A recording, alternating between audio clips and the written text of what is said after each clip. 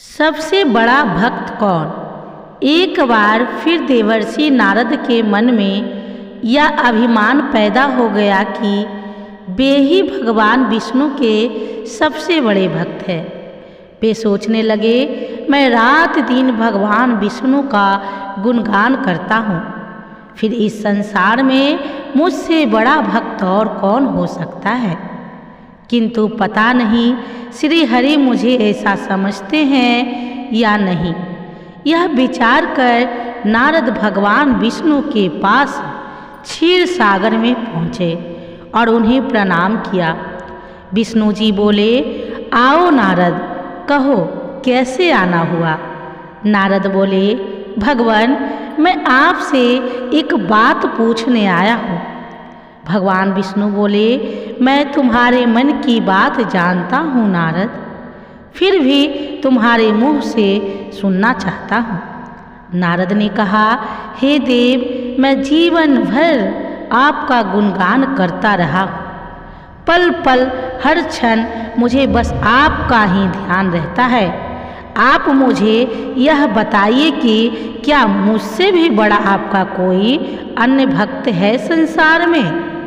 भगवान विष्णु समझ तो पहले ही गए थे कि नारद को अपनी भक्ति पर अभिमान पैदा हो गया है, किंतु अपने मन की बात छुपाकर वे बोले, नारद, इस प्रश्न के लिए तो तुम्हें मेरे साथ मृत्यु लोक चलना पड़ेगा। नारद बोले, ठीक है भगवान, मैं मृत्यु लोक चलने के लिए तैयार हूँ। भगवान विष्णु नारद को लेकर मृत्यु लोक चल पड़े। धरती पर पहुंचकर दोनों ने किसान का वेश धारण किया और एक गांव के किनारे बनी एक झोपड़ी की ओर चल पड़े। विष्णु बोले, नारद, मेरा एक बहुत बड़ा भक्त यहाँ इस कुटिया में रहता है। आश्चर्य है, क्या मुझसे बढ़कर भी किसी की भक्ति हो सकती है।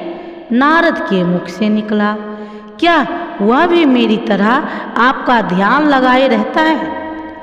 आओ स्वयं ही जान लोगे, विष्णु ने कहा और उस कुटिया की ओर बढ़ गए। किसान उस समय कुटिया के बाहर अपनी गाय को बांध रहा था। किसान उस समय कुटिया के बाहर अपनी गाय को बांध रहा था। उसके मुख से हरि हरि गोविंद का स्वर निकल रहा था। किसान वेशधारी विष्णु ने उसके निकट जाकर नारायण नारायण कहा तो किसान ने विनीत स्वर में पूछा, आप कहाँ से आए हैं भद्र? मेरे लिए कोई सेवा हो तो निसंकोच बताइए।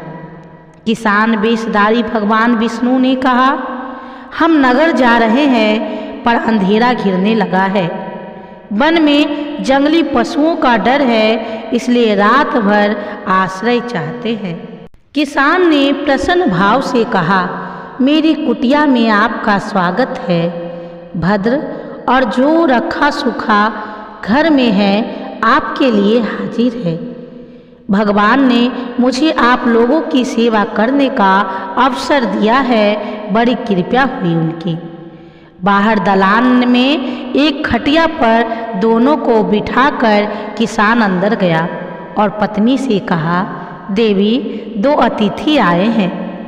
किसान की पत्नी उस समय अपने बच्चों को भोजन परोस रही थी। धीरे से आटे का बर्तन दिखती हुई बोली, घर में इतना सा ही आटा है और ये बच्चा और भोजन मांग रहा है। किसान बोला, कोई बात नहीं, हम अतिथियों को भरपेट भोजन कराएंगे। तुम बच्चों को आज कांजी बनाकर पिला देना। नारद और भगवान विष्णु ने उन दोनों का सारा वार्तालाप सुना, फिर भी परीक्षा के लिए भोजन की थाली पर बैठ गए। जब दोनों भरपेट भोजन कर चुके तो नारद सोचने लगे, यह सीधा साधा गृहस्थ भगवान का सबसे बड़ा भक्त कैसे हो सकता है। उधर श्री हरि ने किसान से और भोजन लाने की फरमाइश कर दी। बोले, मेरा पेट अभी नहीं भरा, क्या और भोजन मिलेगा? किसान रसोई घर में गया और जाकर पत्नी से पूछा, कुछ और भोजन बचा है क्या? पत्नी बोली, बच्चों के लिए कांची बनाई है, बस वही शेष है। विष्णु और नारद वह भी पी गए। किसान और उसके परिवार को भूखे ही सोना पड़ा। भूखे बच्चे माँ का आंचल थाम कह उठे, माँ, नींद नहीं आ रही है, मुझे बड़े जोर की भूख लगी है। पिताजी ने उन अतिथियों को कांजी भी क्यों पिला दी? किसान ने बच्चे के सर पर हाथ फेरते हुए कहा, अतिथि को भोजन कराना स्वयं विष्णु भगवान को भोग लगाने के समान है बेटा। बाहर दलान में दोनों अतिथि अलग अलग बिस्तरों पर लेटे हुए हैं। भगवान विष्णु ने कहा, तुमने सुना नारद, किसान और उसके परिवार को भोजन नहीं मिला, फिर भी वह मेरे गुण गा रहे हैं। यह तो कुछ भी नहीं है, मैंने तो कई कई दिनों तक भूखे रहकर आपका स्मरण किया है। अगले दिन सुबह उन्होंने देखा किसान भगवान विष्णु की मूर्ति के सामने कह रहा था, गोविंद हरि हरि, तुम सदा मेरे मन में बसे रहो, बस मुझे कुछ और नहीं चाहिए। फिर दोनों अतिथियों से बोला, हरि की बड़ी कृपा है, वही जग का रखवाला है, प्रभु की दया से रात को कोई कष्ट तो नहीं हुआ। जब तक आपका जी चाहे तब तक आप दोनों यहाँ रहे, मैं खेत पर जा रहा हूँ। किसान बेसदारी श्री हरि बोले, हम भी तुम्हारे साथ चलेंगे यदि तुम्हें कोई आपत्ति ना हो तो। नारद और विष्णु भगवान किसान के साथ उसके खेत पर गए। किसान बोला, यही है अपना खेत, अब मैं आपका काम करूँगा, गोविंद हरि हरि। नारद बोले, तुम तो सत्पुरुष हो, भगवान के बड़े भक्त हो, हर घड़ी उनका नाम लेते रहते हो। किसान बोला, अरे कहाँ, काम से जब भी थोड़ा बहुत समय मिलता है तभी उनका नाम लेता हूँ। नारद ने पूछा, कब कब मिलता है समय? किसान बोला, सुबह उठता हूँ तब, रात को सोता हूँ तब, और दिन में जब भी काम से समय मिल जाए। ओह, समझा, नारद के मुख से निकला। दोनों जब किसान से विदा लेकर चले तो नारद ने व्यंग्यात्मक स्वर में कहा, आपने सुना भगवान, वह सुबह शाम 2 बार ही आपका स्मरण करता है, जबकि मैं हर समय ध्यान करता हूँ, फिर भी आप उसे महान भक्त बताते हैं। नारद की बात सुनकर श्री हरि चुप रहे, किंतु मन ही मन उन्होंने कहा, कारण भी जान जाओगे नारद। विष्णु ने एक कलश को तेल से लबालब भरकर नारद को दे दिया और बोले, नारद, इसे अपने सिर पर रखकर बिना हाथ लगाए सामने वाली पहाड़ी तक ले चलो। ध्यान रहे इस कलश में रखे तेल की एक बूंद भी जमीन पर गिरने ना पाए। नारद बोले, यह कार्य सहज तो नहीं है। यह कहकर नारद ने कलश सिर पर रख लिया और पहाड़ी की ओर चल दिए। नारद पहाड़ी तक गए और लौट आए।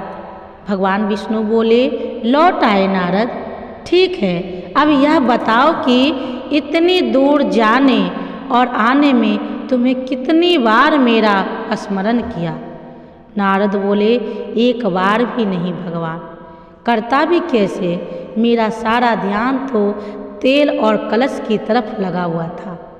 श्री हरि बोले, तब तुम ही सोचो, वह किसान दिन भर कठिन परिश्रम करता है, फिर भी 2-4 बार मेरा स्मरण जरूर करता है, और तुम एक बार भी मेरा स्मरण नहीं कर पाए। विष्णु की बात सुनकर नारद के अंतर चक्षु खुल गए। वह श्री हरि के चरणों में गिरकर बोले, मान गया प्रभु, जो संसार के झंझटों में रहकर भी आपका स्मरण करते हैं, वे ही सबसे बड़े भक्त हैं। प्रेम से बोलिए श्रीमन नारायण नारायण हरे हरे। प्रिय भक्तजनों, ये कहानी कैसी लगी ज़रूर बताइएगा। ऐसे ही कहानियों के लिए हमारे चैनल द धार्मिक गुरुजी को सब्सक्राइब करें।